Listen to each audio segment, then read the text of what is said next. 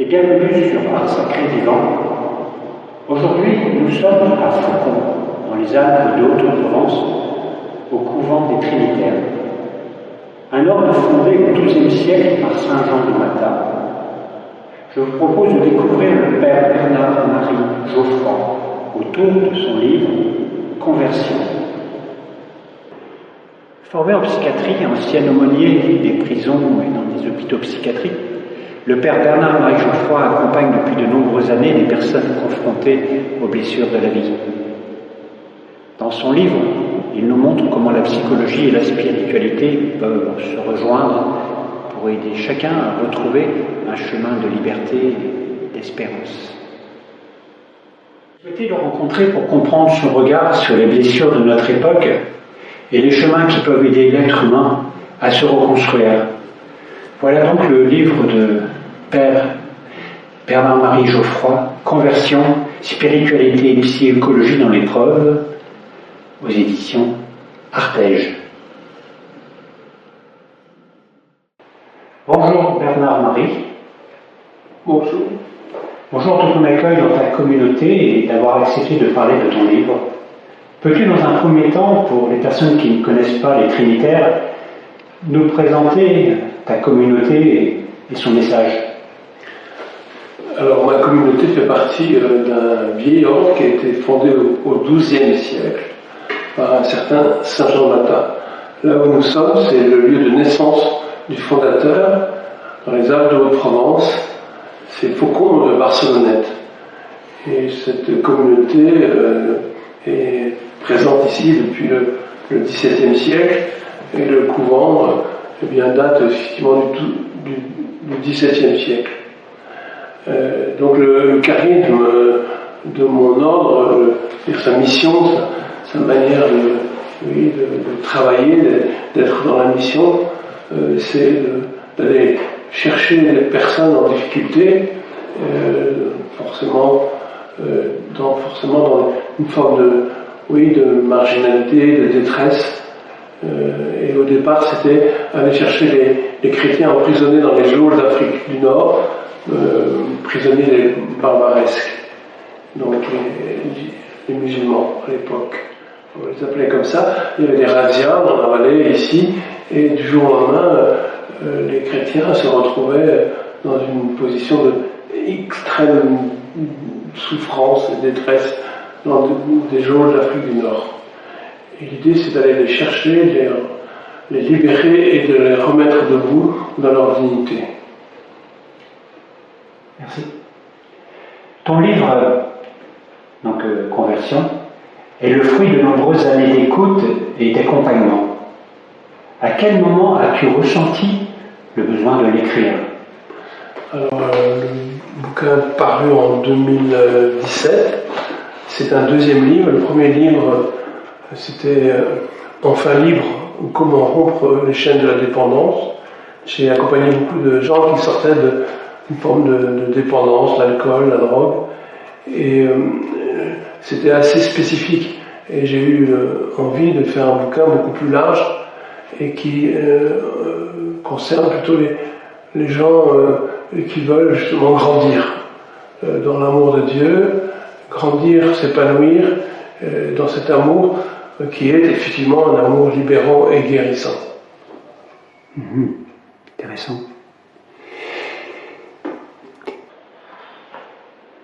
Qu'est-ce qui t'a poussé à écrire ce livre? En écrivant ce livre, tu te sens plutôt auteur, témoin, accompagnateur, ou simplement quelqu'un qui partage une expérience humaine?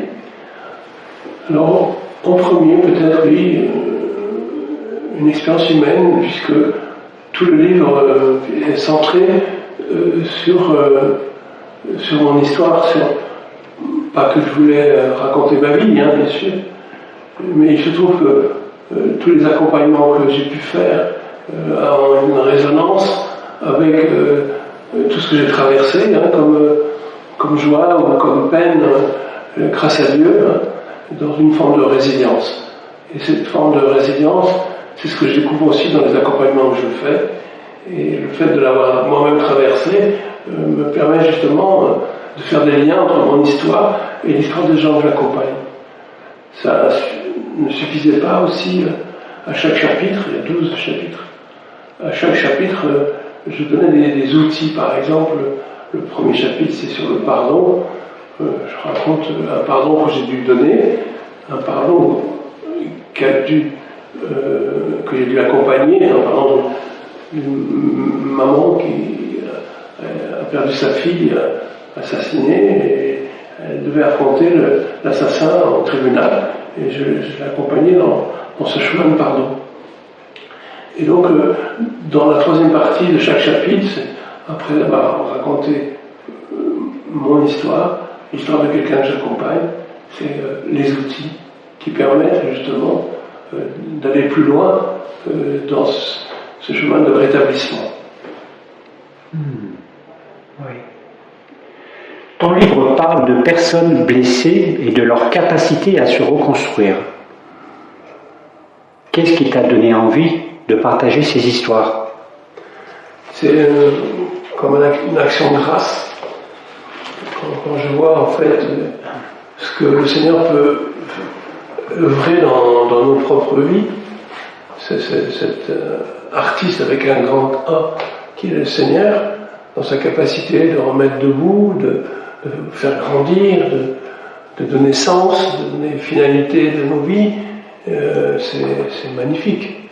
Et c'est ça que je veux raconter, une forme d'action de grâce et de reconnaissance de l'œuvre de Dieu dans nos vies.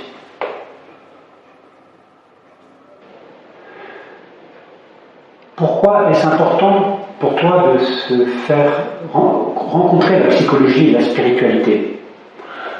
Alors, justement, cette articulation entre psychologie et spiritualité, c'est une découverte, est très importante. Une spiritualité qui ne tiendrait pas compte de la patte humaine, de l'histoire des personnes,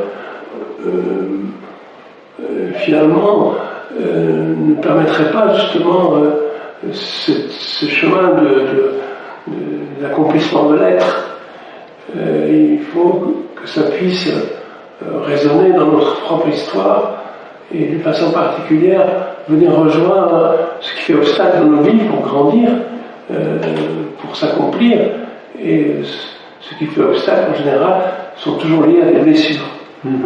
Alors bien entendu, il ne faut pas confondre les deux, mais on ne fait qu'un, on n'est pas d'un côté le psychologique et d'un côté le spirituel, mais sans confusion, mais aussi sans séparation, on peut faire l'expérience que Dieu agit justement dans cette articulation psychologie et spiritualité. C'est l'expérience que j'ai, et je veux transmettre ça, puisque c'est vraiment un chemin de croissance, tout simplement. Tu parles de conversion et de guérison intérieure. Vois-tu un lien entre la création, comme dans l'art, et ce chemin de transformation de la personne? L'artiste crée, l'artiste utilise justement la terre, notre terre. Si c'est un potier, si c'est un peintre, il utilise, même si c'est un musicien, il utilise de la matière, même le musicien utilise une matière sublime, certes, mais une matière pour justement faire en sorte que cette matière dise la beauté, la cohérence, l'harmonie, et la création, c'est l'œuvre par excellence de l'artiste, mais c'est aussi avec un grand E, excellence de l'excellence, l'œuvre de Dieu. Dieu est un artiste qui ne demande que notre consentement pour agir dans notre patte humaine, dans notre terre intérieure, pour nous faire grandir, pour faire de nous ce que nous sommes vraiment, des êtres accomplis, des enfants de Dieu, des réceptacles de l'Esprit Saint et de l'amour guérissant et libérateur du Seigneur. Après toutes ces années auprès des personnes en difficulté, qu'as-tu découvert sur la capacité de l'être humain à se relever? Alors c'est infini, hein. C'est une capacité dans le sens où tout est possible, parce que l'être humain est fait pour Dieu, hein. Dieu a créé l'homme à son image et à sa ressemblance, et donc tout est possible. Tout est possible dans le lien avec son Créateur, avec son Rédempteur. L'homme est capable de devenir vraiment ce qu'il est, un être de croissance, un être de transformation, un être capable de cohérence et d'harmonie, de beauté, de bonté, d'amour. Et tout ça, le Seigneur le fait, c'est son œuvre. Il est l'artiste avec un grand A. Selon toi, quelle est aujourd'hui la plus grande blessure de notre société? Alors, je pense qu'il y a toute forme de blessure. Hein. Tous les gens que j'ai accompagnés, je peux dire que tout ce qui fait obstacle à leur croissance ou à leur accomplissement viennent de leur histoire blessée, certes. Mais je pense que notre monde, hein, si on parle en général, notre monde est blessé de l'absence de Dieu. C'est comme si Dieu n'existait pas, c'est comme si Dieu n'était pas la finalité de notre être. C'est comme si l'amour de Dieu, finalement, on peut s'en passer. C'est une mutilation, c'est corps, âme, esprit. Nous sommes corps, âme, esprit.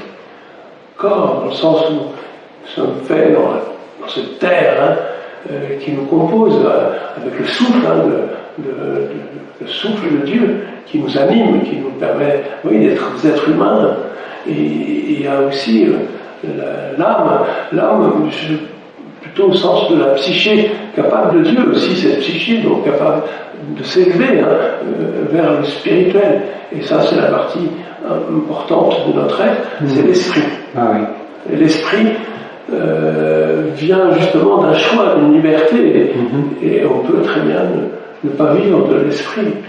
Et à ce moment-là, on se prive d'une grande partie de soi, on se prive de ce qu'on est vraiment, des êtres capables de Dieu, comme dit saint Augustin. Ah oui. Une autre question. Qu'est-ce que la foi peut apporter à une personne que la psychologie ne peut pas lui donner? Et qu'est-ce que la psychologie peut apporter à la foi? Alors, la psychologie, moi, j'en reçois beaucoup de gens, surtout des personnes qui ont pu traverser des choses, des blessures, mais très déshumanisantes, comme l'abus sexuel, par exemple. C'est un véritable tsunami, surtout quand ils ont vécu ça enfant, ce qui est vraiment quelque chose qui vous traverse, qui vous percute. C'est l'inceste aussi, par exemple. Donc, ces personnes ont fait des années de psychologie, de psychothérapie, ils ont tout essayé, et c'était bien. À un moment, c'est le mur. Ces mots qu'ils ont mis dans leur travail psychologique, ils sont capables, parce qu'ils ont la foi, de les ouvrir à la puissance de l'Esprit Saint. Et quand, c'est mon expérience, quand ces mots ont été posés devant, il y a une plus grande légèreté, moins de souffrance, certes. Mais quand ces mots sont ouverts à la puissance de Dieu, à la puissance libérant et guérissant du Seigneur, eh bien, il y a une profonde libération, un chemin de guérison qui est parfois surprenant, qui me surprend moi parfois. Et je me dis, oui, Dieu est grand. Dieu est grand, Dieu est puissant. Ouais. Cette possibilité d'un amour libérant et guérissant. Et ça, c'est l'aspect du spirituel par rapport au psychologique. Et l'aspect du psychologique par rapport au spirituel, les Canadiens disent celui-là il fly. Et il y a une sœur dominicaine de Paris où j'étais, il dit oui, celui-là il butine dans l'azur, dans les éthers, et le spirituel a besoin d'une terre, il a besoin d'avoir un endroit où travailler. Hein. Un ancrage. Comme l'artiste, il a besoin, s'il est potier, il a besoin d'une terre à travailler. Eh bien, la terre à travailler, c'est bien le psychisme, l'histoire, l'anamnèse de la personne, avec toutes ses blessures, ses joies, ses peines, sa résilience. Et ça, le spirituel, l'esprit peut le réaliser combien plus. Hein. Donc c'est vraiment un accomplissement, un chemin de libération et de guérison.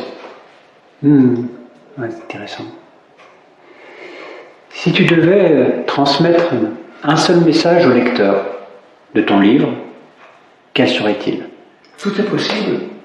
Oui, mais c'est impossible parce que voici, puis j'y arrive pas, et puis ça fait tellement d'années que je galère et j'y arrive pas, etc. Oui, c'est impossible. Et ils le font petit à petit, je dis pas que c'est miraculeux comme ça, petit à petit ils font l'expérience que l'impossible, dans la puissance de l'amour libérant et guérissant du Seigneur, l'impossible devient le chemin. Avec Dieu, l'impossible devient le chemin. Intéressant, vraiment.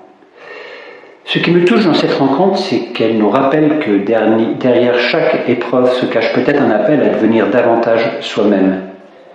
Merci Père Bernard-Marie Geoffroy pour ces paroles de discernement et d'espérance.